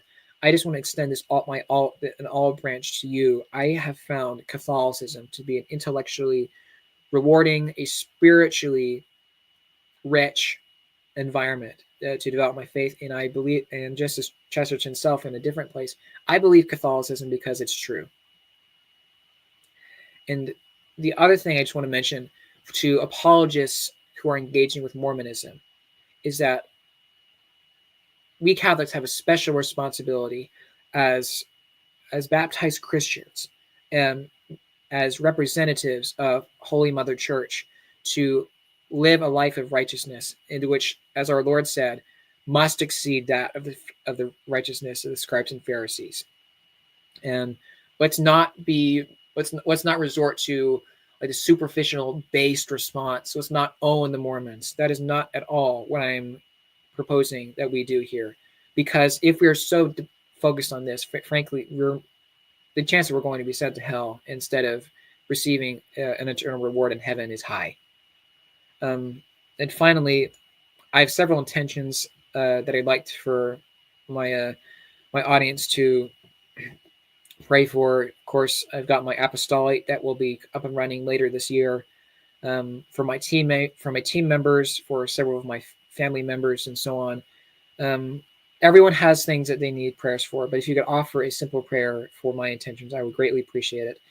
The other thing, I have an email that I'm prepared to use to send to other people for private correspondence and to continuing the discussion with me later on. I can't reply to everything that is sent my way, obviously, but if you want to go to comefollowmerome@gmail.com, that is where you can most easily reach me. I am also on Facebook and some on Instagram, on Twitter, but mostly Facebook. You can follow me there as well. And that is the end of my presentation. Thank you so much for listening. All right. Thank you so much for that. Lewis, I know you had some questions, so let's maybe start with you first. Yeah. Okay. So I do have a few. So actually, I just want to go in backwards order, starting with some of the most recent stuff you mentioned. So uh, I was looking at the resources that you said to recommend. I noticed one of the things you said not to Right. recommend was the CES letter, Right. because it's funny because I remember 4 years ago that was what all the Mormons were talking about, and That's that's a true. lot of people's first exposure to LDS criticism. So maybe you can mention why that's not a good resource to use. Okay. I agree with many of the historical critical conclusions that he makes. The methodologies and the resources that he uses are awful. Is not a Hmm. scholarly work. And so, for anyone that's looking for a robust resource on the critical side of Mormonism, I would not at all recommend to you the CES letter. It is just it is it's very very slipshod. Hmm. Yeah. And the unfortunate thing is, lots of ex Mormons resort to this. I would there are better. I think there are better ways to engage thoughtfully with Mormonism than that. Right. Yeah, and then you mentioned Trent Horn on the Catholic side. I know that he wrote a short booklet, 20 Answers Mormonism for Catholic Answers. How would you rate that as an I, introduction to I have Mormonism? not. I have been more exposed to Trent Horn's online YouTube videos and some of his articles. I've not read Mhm. that booklet yet. Thank you for recommending it to me, though. I'll certainly look Yeah, into yeah, I read it. It seemed like, it explains things at a fairly basic level. It'll give you, few pointers on what to bring up, but it doesn't really cover the relevant issues in much detail. it. So I guess it's good if you're only like talking to missionaries for a few minutes, but not like an Right. extended conversation, and definitely not with a trained apologist.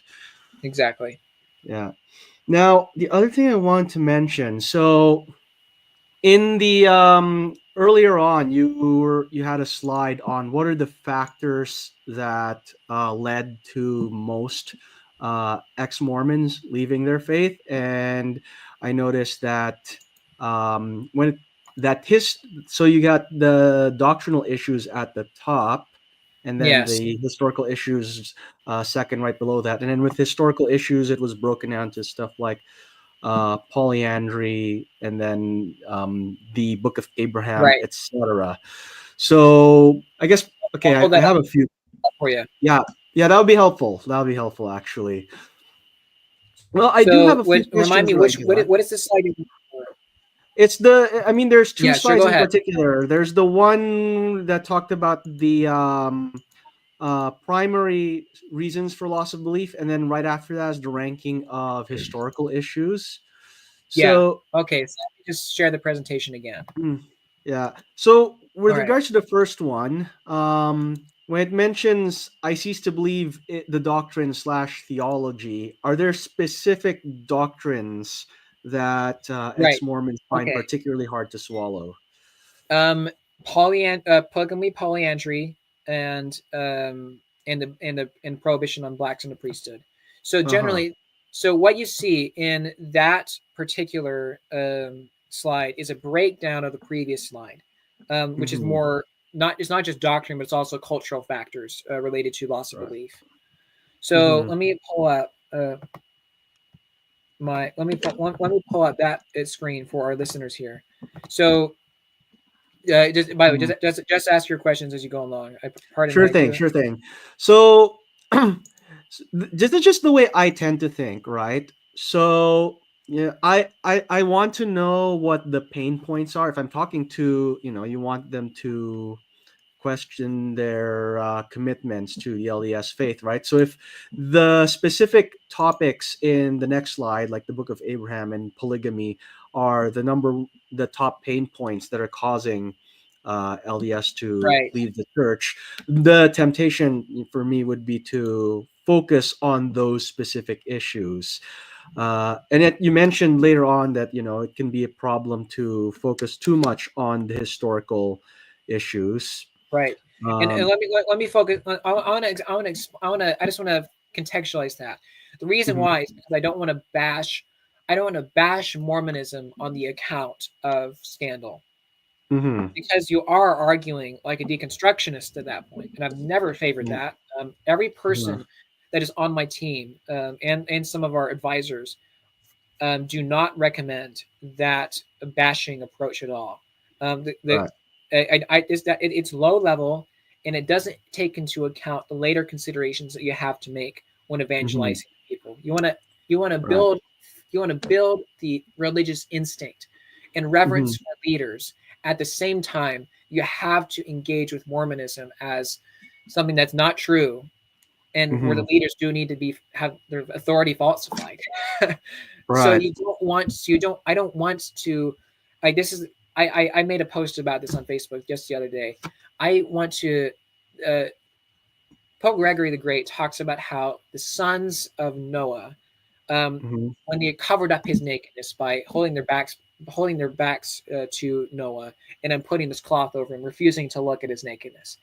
I think that's a good, it, I think that's a good allegory, because it presents the need to reverence leaders in a way that also recognizes the need to judge and avert yourself from the same problems.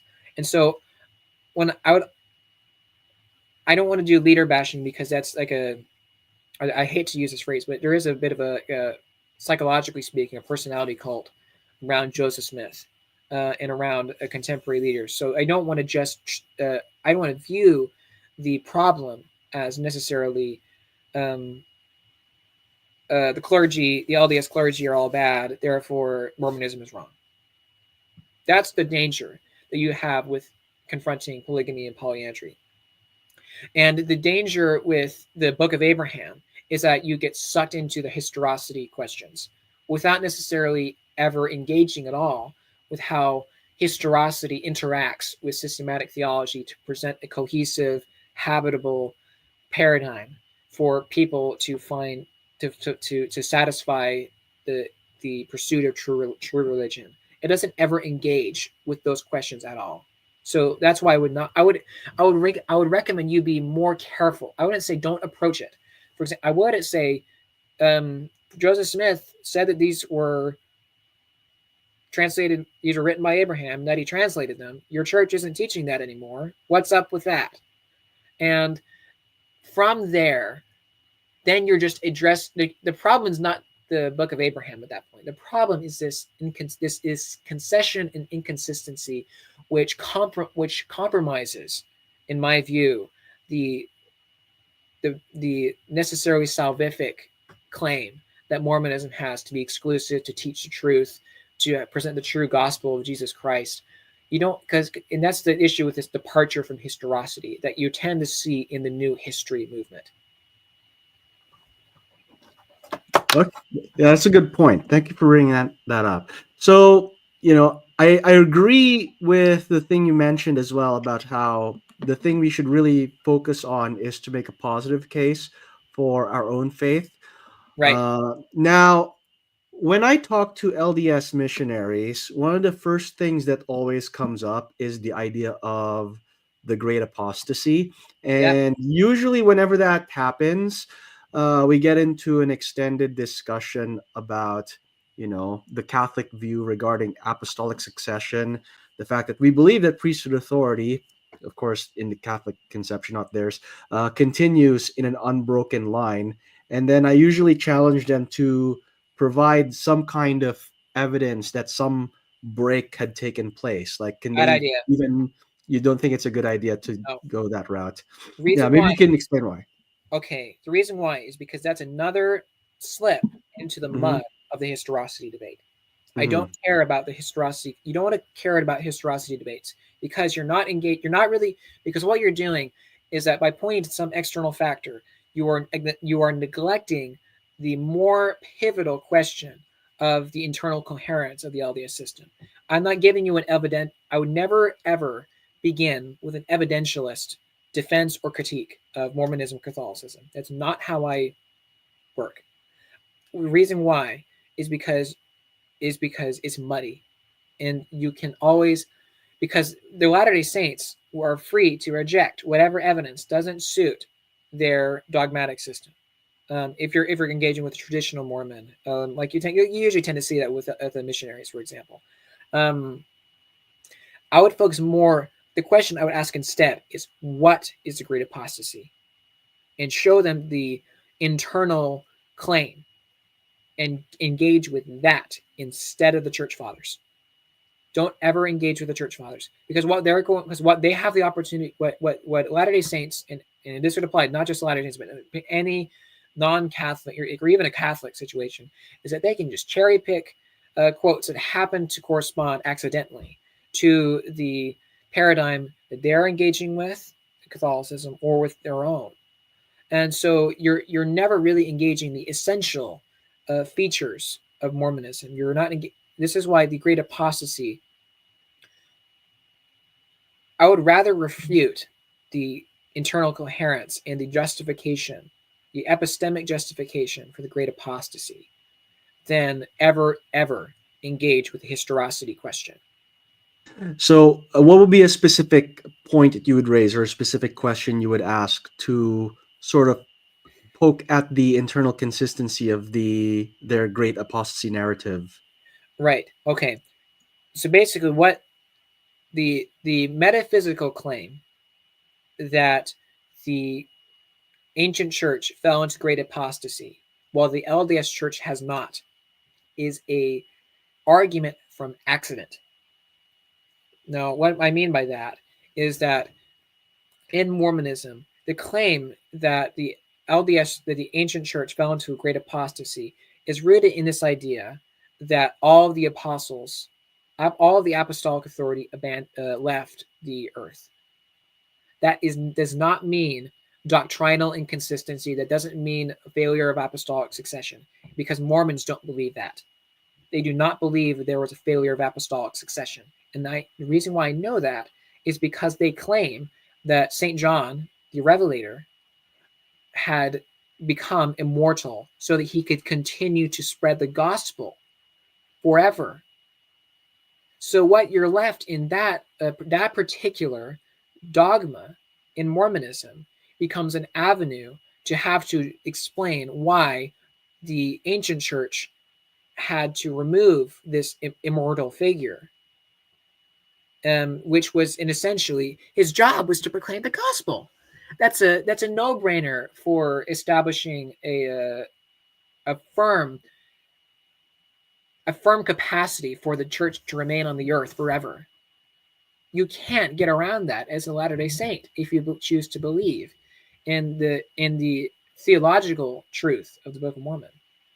And so what the Book of Mormon does to get around that problem, the three Nephites in the Book of Mormon have very similar situation to John the Revelator in LDS historical theology, in which, so basically, you have four immortal beings who are called to preach the gospel. And what the Book of Mormon says is that it led to wickedness and it was because of wickedness and unbelief that these three Nephites were abandoned. They were taken up and removed from the face of the earth.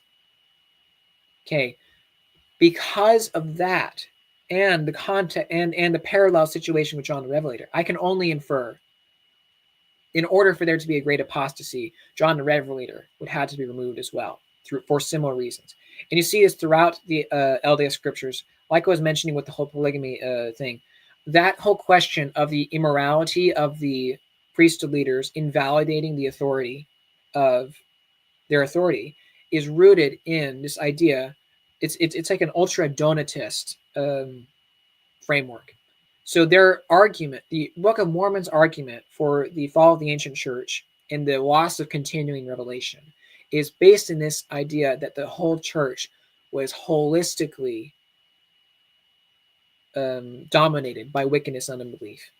That's how it happens in the Book of Mormon.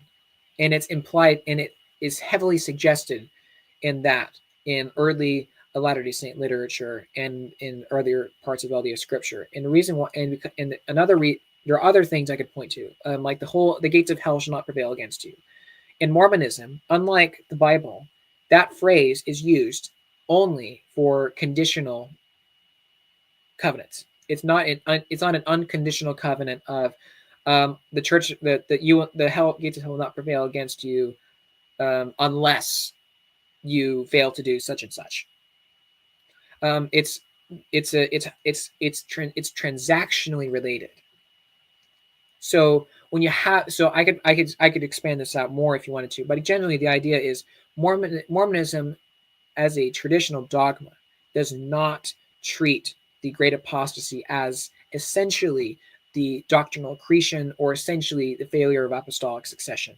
It's and the reason, and it gets even worse because when Joseph Smith in May 26, 1844, when he says, "I have done the thing which no other man has been able to do. I've been able to hold together the church better than Peter and Paul or Jesus and John." He is boasting of his own ability to maintain the substance of the church in a way the context suggests that he's referring to the great apostasy by these examples. And he also credits the Latter-day Saints for their faithfulness. Okay. I don't treat that. The problem with that particular statement is not pride. It's that the theological conjecture that he's making is rooted in the accident of the Latter-day Saints being more moral than the ancient Christians. That is a much more compelling consideration for me to engage with Latter-day Saints, because it puts them on the because it puts them on in this position where this is not it's not comfortable to say yes, the restored church is still around just because we're better than all the apostles and their followers. That's what Joseph Smith claimed. Right. And something that just occurred to me: if the gates of hell not prevailing in church is conditional, doesn't that open up the possibility that the LDS Church itself could also fall into apostasy? And you will see a double standard.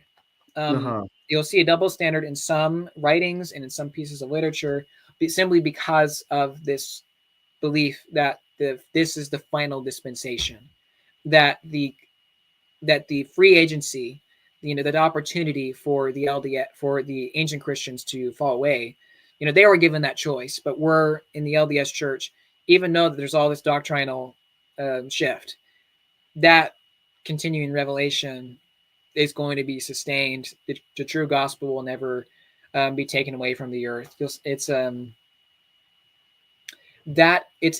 is utter conjecture that the LDS Church has a claimed indefectibility.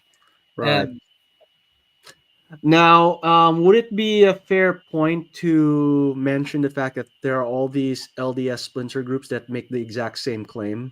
Yes.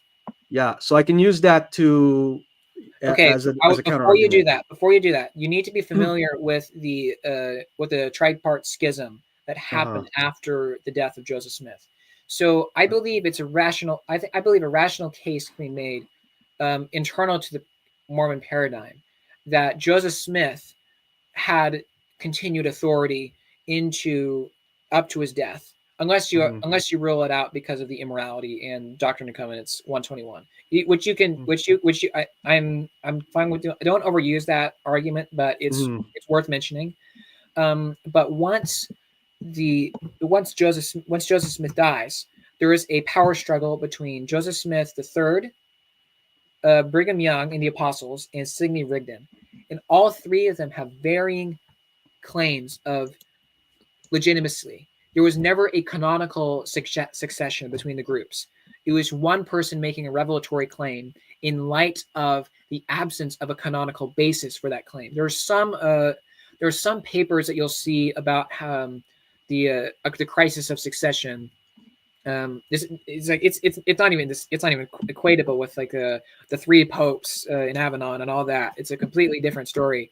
But you have three people appealing to various forms of private ordination or private revelation or some arbitrary interpretation of prior LDS scripture that doesn't explicitly lay out the principle of succession. And so a lot of the reason why Brigham Young became the most dominant voice among that tripartite schism is because of his charisma, and he had formed, because of his involvement in Joseph Smith era polygamy with the other LDS apostles. He had a significant coalition of authority on his side in order to draw Latter-day Saints to his movement and eventually go west to Utah. It was an accident that Brigham Young was ordained by the 12 as the prophet. His ecclesiological arguments aren't rooted in prior LDS scripture as to why the apostles have the authority to ordain a new president, and why Sidney Rigdon, as the counselor in the first presidency, did not have a legitimate claim. Actually, in fact, in many ways, Sidney Rigdon had a better claim. I wouldn't say that's universal. I wouldn't say it is an absolute argument, but all of these sides should be considered. And of course, many of the later fundamentalist Mormon groups, they were objecting to the LDS Church's progressivism which was manifested by rejection of polygamy and so forth. So that's why a lot of the fundamentalist groups believe in things like the Adam God theology, or continued polygamy and so forth. Even though, that actually is my principle of revolution that the LDS Church was doing in regards to the Great Apostasy. That's really all that the fundamentalist groups were claiming, and frankly, I can't tell the difference. Yeah, fair. Those are all good points. Actually, it's interesting you mentioned the Adam God theory, because I do have one last question. It relates to that. So my understanding is this was something Brigham Young originally taught, but nowadays it's been sidelined in contemporary LDS theology. So how does that square with this idea that the prophet or the president of the church can't err? And how do LDS apologists basically try to worm their way out of that problem? Well, how does the Adam God theology square with how prophets can't err? It doesn't. And so they've abandoned the claim to prophetic infallibility. And so basically, they've produced a situation of complete relativism, where we might have this Platonic concept of, oh yeah, there's such a thing as eternal doctrine and so forth. But the ability to find a rubric which establishes distinctions between doctrine and speculation and so on, that was abdicated decades ago. It doesn't square at all, and they know that. In fact, most apologists today will admit that the Adam God theory is they'll admit both that the prophet's infallible and that the Adam God theory is rejected partly because this isn't exactly true. There is some reason to believe that Brigham Young had good reason to suppose that Joseph Smith did teach Adam God theory. It's not strong. I believe Brigham Young was mistaken in his interpretations of the revelations prior to him, but it's not nothing. And so Adam God theology was only maintained throughout the course of Brigham Young's life, even though he said, like, basically it was with a force comparable to an ex cathedra statement from the pulpit, although it was ad lib. So you'll see the Journal of Discourses is generally not regarded as canonical, although there is a good case to be made that most of the apostles accepted it. Again, just like I'm saying, even though you have a lot of these, we're going to see a lot of Latter-day Saints will appeal to these accidental features regarding certain acceptance of theological claims versus not. For example, you'll see this on like the Mormon R, for example. Their apologetic often relies on historical accident to justify and naturalistic explanations for the Adam God theory, in a way that doesn't necessarily integrate a systematic approach. So you're left without any compass to engage on a dogmatic basis. And this is more of a problem, this failure to have a dogmatic system where you're engaging with theology in a way that's objective, where you can be held accountable. The failure to maintain that is much more serious than any LDS doctrine you'll engage. and that's where that's what I talk about.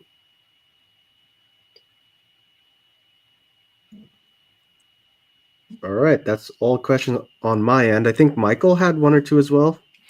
Yeah, I was just curious. Can you kind of compare the Catholic magisterium? It teaches that, definitive teachings, they're irreformable. But I'm almost getting the impression that the Mormon magisterium thinks that there's some kind of reformability to definitive doctrine. Is that a misunderstanding on my part?